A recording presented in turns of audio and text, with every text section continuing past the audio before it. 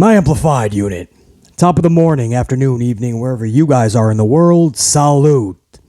It is very early on a Friday morning, BC going over a lot of business in the office, studio, and I come across tonight's Smackdown card. A highly alarming Smackdown card that makes BC ask anybody involved in the pro wrestling world / community, from the wrestlers, the talents, the suit and ties, the promoters, right down to the fans themselves. I ask, what are we doing? When it comes to world wrestling entertainment in this whole transition of power from VKM to the man of three H's, what are we doing? Where is the change? What am I talking about? Well, I'm going to go over tonight's SmackDown card, and I want you guys to really think long and hard about what BC is about to say in this video. I really do, because it needs to be said, because there's no other podcaster, there's no other content creator who's speaking this truthfully about the situation. We all just want to blindly turn the other way and say, give it time. Change takes time. The problem is, the biggest issues that could have easily been solved on day one of the transition of power refuse to even be looked at, to even be acknowledged. Acknowledge them. No, those issues, no. Not even a second look. I'll explain exactly what I mean. And again, I was going over other business. I come across the card because I was just interested to see if WWE put anything up for tonight's event, and I am just mind-boggled. It is the same exact card that I used to see with VKM for years. Again, I'll go over it in just a minute, guys. I want to thank you guys for tuning in. First of all, man, salute. Thank you for stopping by, listening to BC, and smashing that up, helping out that algorithm. Smash that up, crush it, give it a DDT, give it a pile driver, maybe a tombstone, give it a Batista bomb, whatever your move of whatever your finisher is, give it to that like button, man. I appreciate that big time. And while I can stick with the ladies for a second, Chelsea Green, we are hearing, has quit Impact. There was a segment, a situation that transpired on Impact that kind of was her out. She lost to Mickie James. And then backstage, she was distraught, and she told Deonna Purrazzo that she was supposed to win. She was supposed to retire Mickie James. So she told Deonna Purrazzo, I'm out. I'm going home. I just have to go. I'm going home. I'm out. And a lot of people think that was her written off. This is amid, obviously, all the speculation that she is returning to World Wrestling Entertainment. If that is the case, this looks to be, and unless this is some elaborate story from Impact to play on those rumors. But from what BC was hearing is it's a little bit more than rumor, and Chelsea Green could absolutely be back in WWE. So that's the latest on that situation. I know we talked about that in the past. That's a little bit of an update. It looks like that was an outro for Chelsea Green in Impact Wrestling, man. And what a way to go out, man. Losing to Mickie James is, that's nothing to hold your fucking head down upon. Mickie James can still today, at her age, looking the way she does, in the shape, and the ring conditioning she still has, Mickie James could still probably be over 90% of the females wrestling today. I mean that wholeheartedly. I don't care the promotion. That's how good I feel Mickie James still is. All right, let's talk about this card, man. Because I just don't want to waste another second on it. And I have a lot to say. I'll try not to keep you guys here too long, but there's a lot to talk about. All right, so let's start from the jump, man. Because the whole card is just a Vince McMahon card. And I know some of you guys don't want to hear that. Oh, enough with the Vince McMahon. It's Triple H and it just takes time. No, you're turning a blind eye to the problems that should have been corrected on day one of transition. The stuff I'm about to talk about does not take any time. It takes none. The man of three H's is just too consumed with the optics, the perception that there's change, right? The perception that he has absolutely gained power. So I'm going to bring back the people that Vince took away to give you the optics that I'm definitely in charge. But you don't need more wrestlers on the roster because you can't even book the wrestlers that you have. And this dude keeps bringing more and more people in. And we see with 50-50 booking at an all-time high. I talked about this in the past 2 videos. Triple H is doing worse than Vince McMahon in terms of 50-50 booking his talent. That's by actual numbers, guys. Triple H is doing worse, which means he's booking his roster 50-50 or less at a more alarming rate than Vince McMahon. 50-50 booking, I've taught you guys, we've gone over this for years. It ruins your wrestlers. 50-50 absolutely. You never had this type of 50-50 booking back in the day. And you didn't because the wrestlers cared about their booking. That's why you saw Lesnar's and Stone Cold's and so many others. I mean, they would get in fights with Vince McMahon if they had to lose a match. And we used to say they went into business for themselves and they were being selfish and stubborn and not thinking about the bigger picture. But they were looking out for themselves. They knew that any fucking loss was not good, right? And then you had people that took it to another level, which would literally bury talent. We've heard stories of John Cena, Paul Levesque, Triple H actually burying talent because they did not want to take L's. But somehow today, everybody's just okay with doing what they're told, collecting the paycheck, and they will take L's 50% or less of the time, or more of the time, I should say. That's not good, guys. 50-50 booking, not good. You would never see Stone Cold 50-50 booked back in the day. And even mid-card talent, you would not see Big Boss Man 50-50 booked back in the day. You would not see it happen. They cared. They knew how important W's were and to be booked properly, to be booked like a badass, to be booked like you matter. In today's pro wrestling, man, everything's 50-50 booked. And in the companies, the bookers, the promoters, they're just hoping that you forget. In today's attention spans with human beings, not just pro wrestling fans, human beings, the attention spans are so fucking tiny that it works. And then you get a lot of people just getting upset with the podcasters like BC, the only people that are going to tell you straight with no sugarcoating, no bullshit, telling you the honest truth about what is wrong with these wrestling companies so we can make it better. We're just trying to help. Fans are like, no, they're bad, man. They're being negative. They're always angry at the wrestling product. No, we're just trying to say this is bad, and this is why the ratings are in the shitter. This is why pro wrestling doesn't seem important or matter anymore. This is why fans can't get excited consistently anymore. We're trying to tell you why. Instead of just fighting what we're saying, listen to it. Take the constructive criticism and see if maybe, just a little bit, maybe we're correct. I think you're going to find out we are. If you just stop the 50-50 booking, if you care about the booking of these individuals, you're going to find that you're going to create a buzz around these individuals. We're going to start to latch on to them. There's going to be connections. You're going to start to build actual superstars and not just label the title superstar on them. But you have to make us care about them. The only way to make us care about any of these people is to make them matter, to make them relevant, to make them prestigious. I can't shout that from a mountaintop loud enough. So you get people that don't want to hear that this is just like Vince McMahon booking, right? You know, don't say that. He's gone. You could have fooled me. Because listen to Triple H's card, man. Let's start from the fucking very bottom. You ready for this? How about a 6-pack ladies challenge to determine the number 1 contender for Ronda Rousey's SmackDown Women's Championship? Now, if you even jump into now maybe they'll change this by the time this reaches you guys. This will take a few hours. There's some editing, and I have other business before I can actually upload it to you guys. So maybe it'll change, but as of right now, they're not even saying where this match is going to transpire.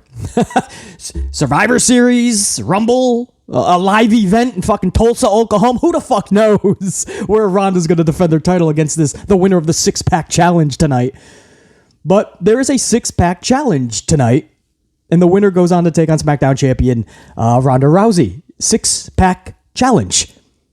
Does this sound familiar? This is how we have for years come up with a challenger for a champion.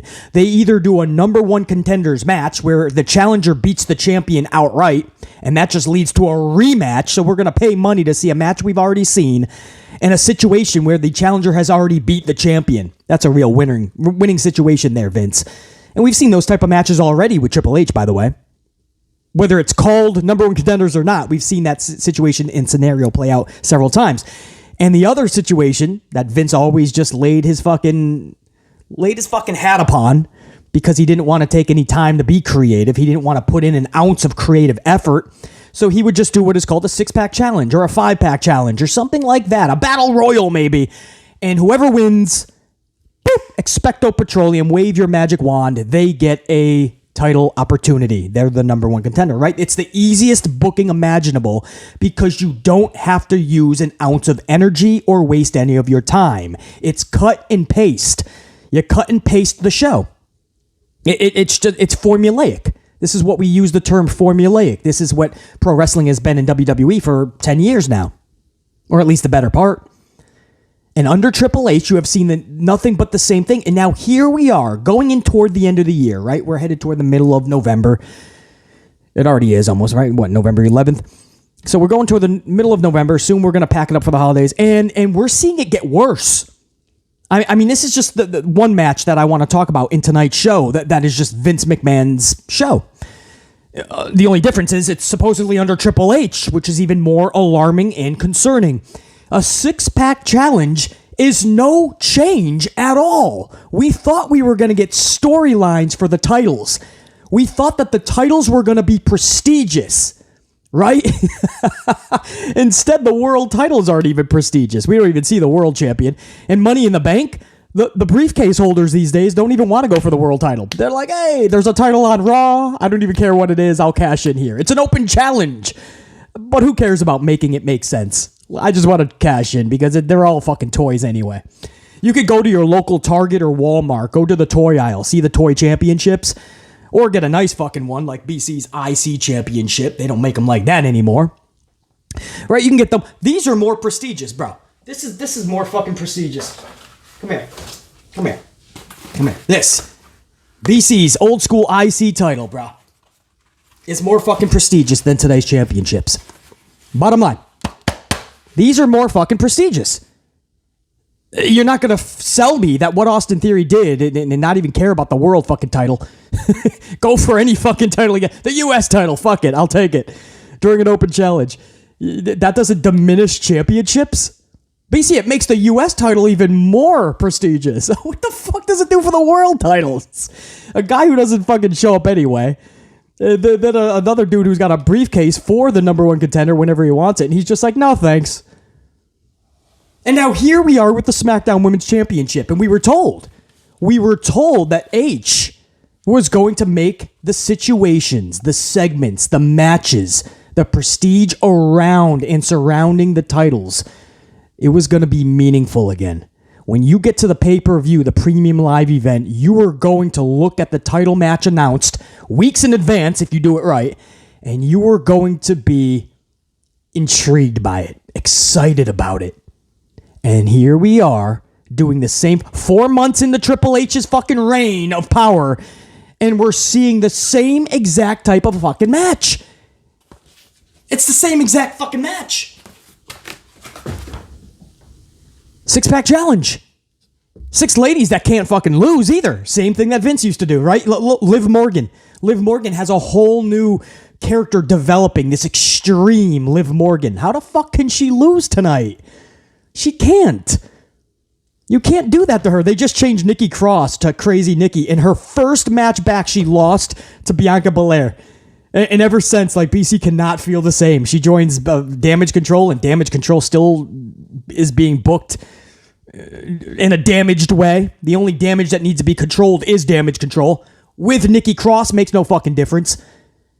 And now Liv Morgan, as she develops this new character, why put her in a 6-pack challenge? Is she going to win? Because that's the only way I see this working. But you have 5 other ladies that have to win, right? Raquel Gonzalez and Shotzi? Shotzi Blackheart and Raquel both are so new to the roster and they've been booked so badly. They cannot lose tonight. Raquel, what is she? Is she a single superstar? Is she a tag superstar? She tags up with Aaliyah. Aaliyah smacking her ass in the entrance and Raquel smiling. Nothing like the Raquel we saw in NXT. So you changed her character. Okay, that's fine. But at least help her along the way. Give her proper booking so she can at least have a chance to swim to shore. No, you threw her in the middle of the Atlantic Ocean without a life preserver and no ducky floats on her arms, and you just pointed to the shore. Shore's that way. Good luck. And you sped off in your speedboat. And there's poor Raquel and Shotzi in the middle of the ocean trying to fucking swim to shore. Why put them in a situation where they have to sink or swim? Help them out, man. They're so new to the main roster. Give them a life preserver. Give them some ducky floats for their arms. Help them swim to shore. Better yet, put them in the speedboat with you and fucking take off to shore with them. Why put them in the middle of the ocean and say you're on your own? And by the way, I'm going to weigh you down a little bit more with some shitty booking. Aaliyah and Raquel. They win titles 2 weeks later. They drop the fucking titles. Then they lose 2 more matches. Then Aaliyah's injured. And then Raquel has to get a new tag team partner in Shotzi, who just came back because she was fucking miserable and they had nothing for her the first time around. So she comes back in a weird fucking tag team. She might still be in it with Raquel. And now all of a sudden they're going for a singles title. They don't know what they're doing. And now what? Do they both just lose again tonight to get a title opportunity? Sonya Deville. What do you say about Sonya? How sad is that, right? She's in this power position on the main roster. Looks like they're going to have something for her. I didn't mind at all the Naomi storyline. And then after that, they're like, oh, we wasted all of our creative fucking juices. We don't know where to go with you now. We're just going to take you off TV. Then she goes to NXT for a little bit. Then she comes back over to the main roster. Now she finds herself thrusted into this weird fucking title match tonight, or the opportunity to get the title match. I mean, she loses tonight. Can we just say, I mean, she is deep into the island of irrelevancy? I mean, do you see her winning tonight? Maybe so. Two fucking heels, Sonya versus Ronda, I guess. This is something Triple H and WWE would do because it's something Vince has always done. And the apple doesn't fall far from the tree. That's what you're telling me. Lacey Evans is returning tonight. Lacey Evans is returning. Are you telling she has to win, right? Because she's coming back, so she has to win. Does anybody need or want to see Lacey Evans versus Ronda for the title? Of course not. 2 fucking heels, by the way. Doesn't make sense. Why put her in the match? And then Xia Li. Xia Li has done nothing but take fucking L's in this company. And that's a shame because Xia Li, realistically, believably, can hold every fucking women's title on the roster. Both fucking Raw and SmackDown, because there is no brand split anyway, let's be honest. Usos are even holding both belts. Roman's holding both belts. Easily Xia could. And she could hold the tag titles by herself. That's how believable and realistic Xia Li is, because Xia Li is fucking amazing. And Xia Li will probably take another fucking L tonight. Or if she wins, it's just to take another fucking L to Ronda because they just don't have anything, so they're just going to feed Xia Li to Ronda. I don't see any way where this turns out good for Xia Li. And it's because they refuse to give her proper booking, like a storyline to help thrust her WWE main roster career. No, the casual fan still doesn't give a fuck about Xia Li. They don't even give a fuck about Shotzi. Because WWE Triple H has not given them a reason to care about them. No back-to-back, up-front feuds that you could sink your teeth into, that you could fully get invested into. No, Xia Li has had nothing on the main roster. Nothing. She gets thrusted into these weird fucking 5, 6, 94 pack challenges, right? 94 fucking wrestlers. Who knows? 85 from the local bingo hall, 14 from WWE. Who the fuck knows, man? That'd be 99, wouldn't it?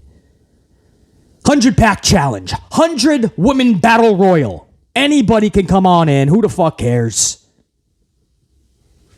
We just need to get to the end point, which is somebody has to win so we can take on the fucking champion and we don't have to spend an ounce of energy or time or creative influence at all. We can just fucking go about business as usual, cut and paste, and next month you'll get the same fucking 6-pack challenge or a battle royal, or maybe we'll have a fucking tournament. A tournament! Because that's all we do.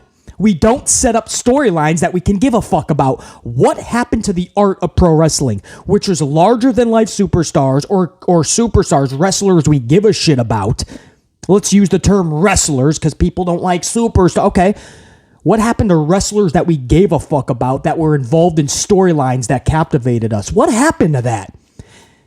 It's been months under Triple H, and we're seeing the same shit, and you want to move the goalpost. You want to say, well, it takes more time.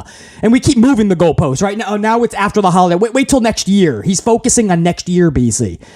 No, well, you're ruining your roster in the meantime. This is shit that just takes you sitting down with a pen and a note. Fucking, you don't even need a computer or a laptop or fucking nothing. A pen and a fucking notepad, a coffee, a couple of smart individuals around you, Triple H, and you just come up.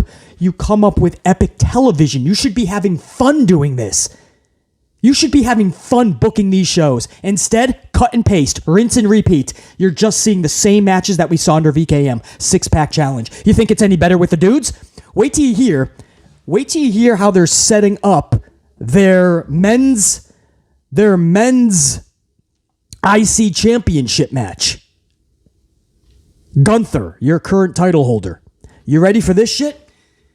They're doing and I want to get the actual title of it correct. They're doing a Smackdown World Cup starting tonight.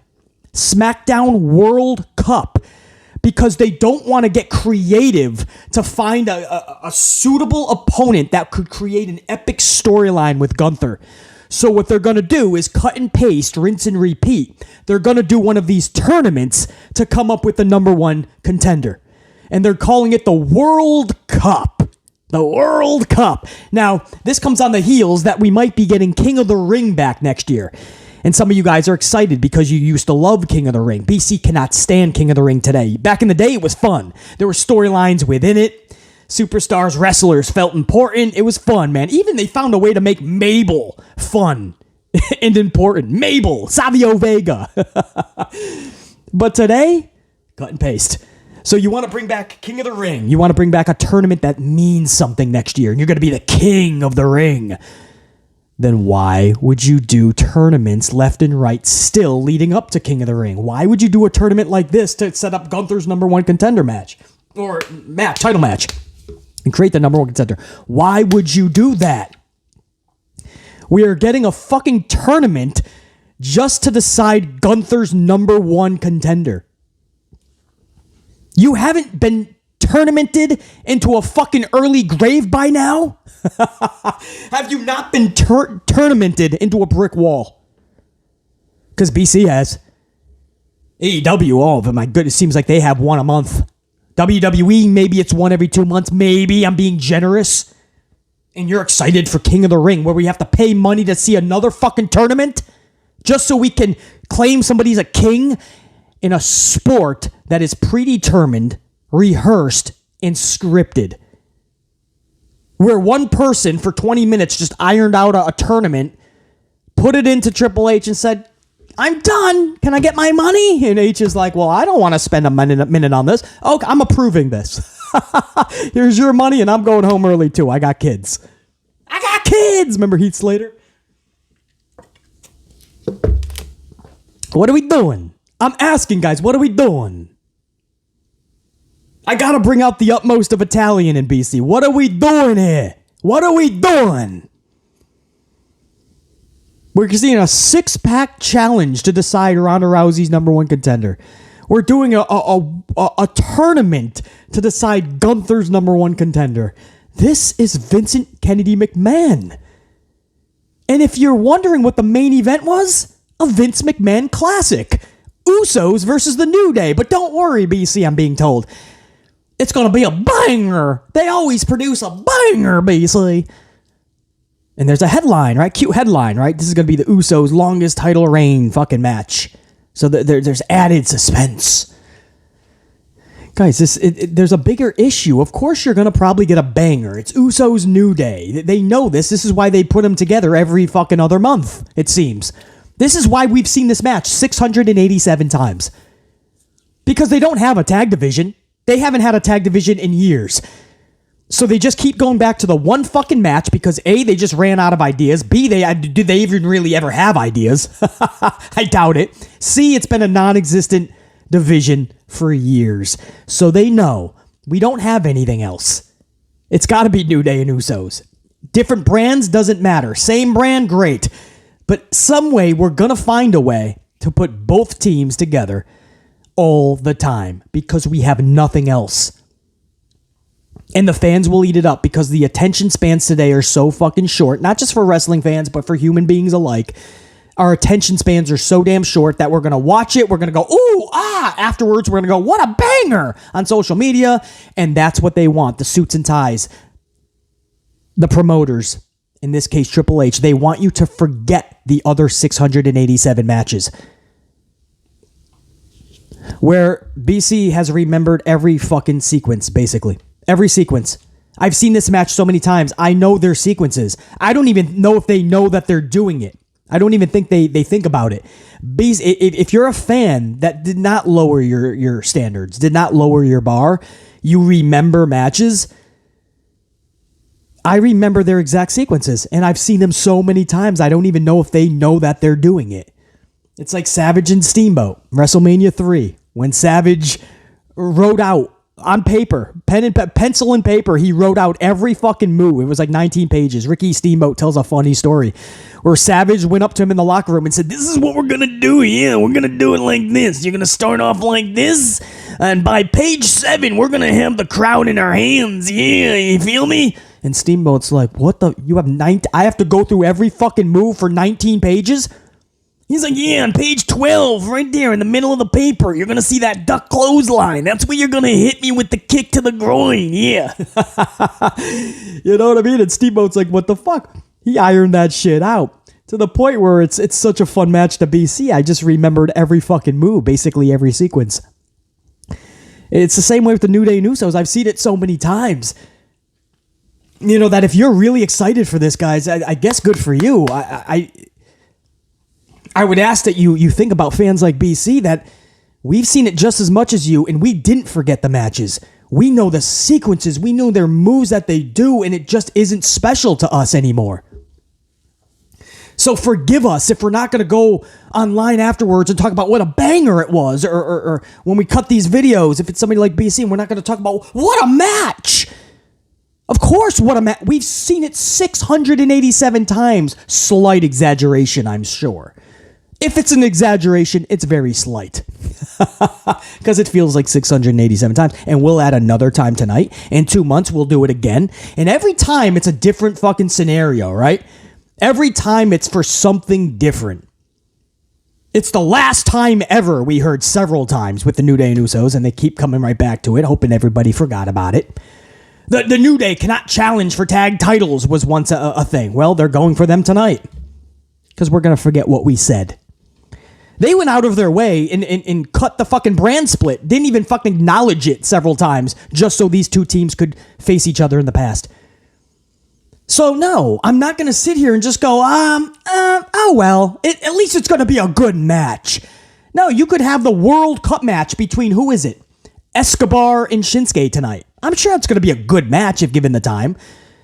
The 6-pack challenge, I don't know if that's going to be good. They're probably going to get a small amount of time, and there's just going to be nothing but fucking non-stop action, which means you can't sell properly, and you can't use a lot of in-ring psychology, so the match is just going to be a fucking tornado mess. But Escobar and Shinsuke could damn well deliver. New Day and Usos, we know, are going to deliver. So what? Do we just, after the show, go, what a show, bangers? Or do we go, wait a second, this wasn't an actual show that left us with a cliffhanger, that left us with storylines we have to tune in for next week? No, it was just action. But it's a wrestling show, BC. At least we got some wrestling. Pro wrestling is way more than that, bro. Wow, pro wrestling is way more. If you're wondering why they cannot fucking get an audience to develop over the years, why the ratings are in the shitter, why nobody gives a shit, if you're wondering, it's because of this type of card. Matches we've seen 687 times. Tournaments to decide number one contenders, the same way we've decided number one contenders for years, instead of developing a storyline. 6-pack challenges, another way we've come up with a number one contender. For years we've been doing it because we're too fucking lazy to develop an actual storyline for the title. It's the same. This you could tell me this card, and I would have easily said that's a Vince McMahon SmackDown. 6-pack challenge for the number one contender for the ladies. Tournament to determine the number one contender for the IC title. And Usos New Day. That's a Vince McMahon card. For years, it's been a Vince McMahon card. The difference is now we're supposed to be Triple H, and we're getting the same exact shit. But basically, you might see some extra minutes on each match. Well, damn. Thank goodness Triple H is here to put these poor fucking ladies in this match, where all 6 of them cannot lose tonight, but 5 of them have to. Thank goodness we're getting another tournament so close to bringing back the King of the Ring, because I haven't seen enough tournaments lately. And I sure as hell need to find out who's going to earn their number one contender spot for Gunther's title. I have to find out who the fuck needs a storyline that I'm going to be invested into and captivated by. I'll just play along that somebody earned it. If you're being honest with yourself, guys, I know we want to stay optimistic. We want to be hopeful under Triple H's power regime. Triple H's WWE. And I will remain hopeful.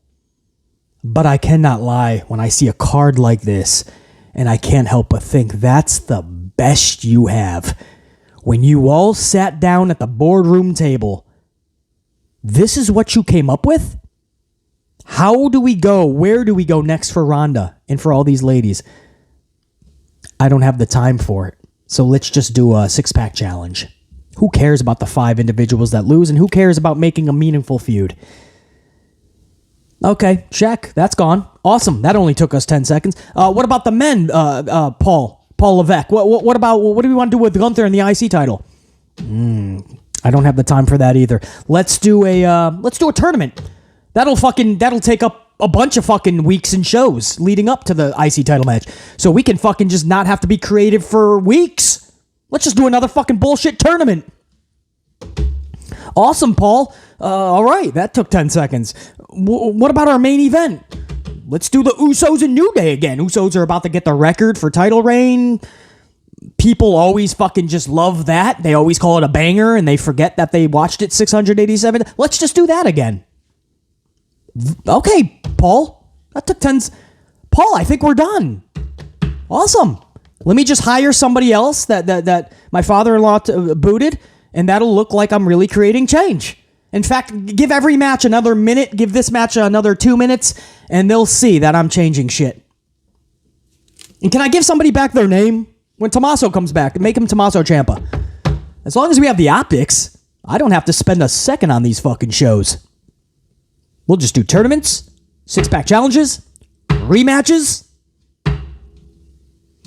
Because my father-in-law is going to love it. Paul, you're doing amazing. Well, Jay Vince, that's because you were on the phone with me all day telling me what to do. Shut up. Somebody could hear you. BC Amplified. Till next time, which should be tomorrow's SmackDown review. This should be a fucking joy. You're not going to want to miss that because we'll have the aftermath. And everybody will expect me to say, wow, what a banger last night was. Did you see Escobar and Shinsuke? You see New Day and Usos? Man, Triple H's WWE is sure entertaining. Yep. You might want to tune in. I might be singing a different tune than a lot of people. BC Amplified. Till next time, Top Guy, and I am out. Think, be, live, amped always, as the merch says. Get your merch over at teespring.com. This is the hoodie. Got a lot of fucking awesome shirts over there, man. Make sure you fucking get that. The most comfortable, premium quality. There you go. That's what I'm trying to spit out when it comes to merch. In fact, right here in the end credits, you're going to see some of my merch. Go ahead and smash that. It'll take you right to all my merch and make those purchases be a part of the Amplified unit. That's it. BC, Top Guy, I'm out. Check you.